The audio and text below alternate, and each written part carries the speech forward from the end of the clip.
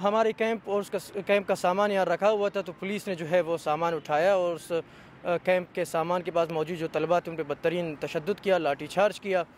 और उसके बाद जो है तलबा यहाँ रोड पे आए अपने सामान के लिए कि हमारा सामान वापस किया जाए। तो इसके बाद फिर जो है दूसरी तीसरी मरतबा फिर जो है तशद्दुद किया गया तलबा पर। बलोच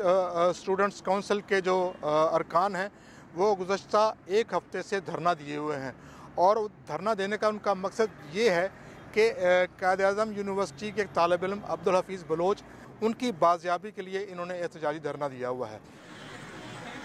धरना देने से पहले इन्होंने कायद-ए-आज़म यूनिवर्सिटी में भी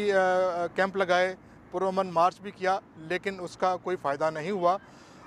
1 मार्च को जब ये लोग यहाँ पर धरना दिए हुए थे तो उस वक्त ज़िले इंतज़ामिया और मुकामी पुलिस ने इनको यहाँ से उठाने के लिए उन्हें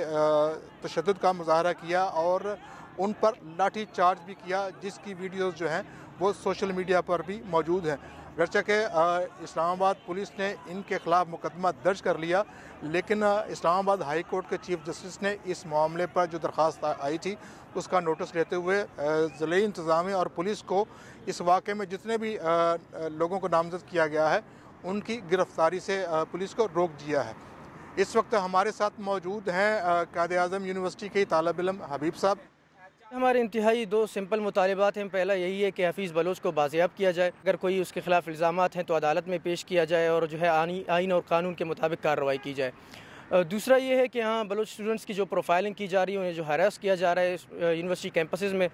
उसको बंद किया जाए और उसमें मौजूद जितने भी जो ज़िम्मेदारान हैं उस प्रोफाइलिंग में मुलव्विस हैं उनको जो है अकाउंटेबल किया जाए, उनको अदालतों में पेश किया जाए। लेकिन आज की समाअत के दौरान जब अदालत ने ये कहा कि क्यों ना इस जो मुकदमा मुज़ाहिरीन पुरअमन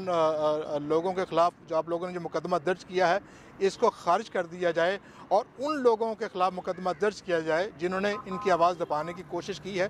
तो अटॉर्नी जनरल ने इसकी मुखालफत की और कहा कि अभी फ़िलहाल इस मुकदमे को खारिज ना करें, हम मुशावरत करके तो इस बारे में जवाब देंगे। तो इसके ये जो मुज़ाहिरीन पर जो मुकदमा दर्ज हुआ है इसकी अब अगली समाअत जो है वो अब 21 मार्च को होगी।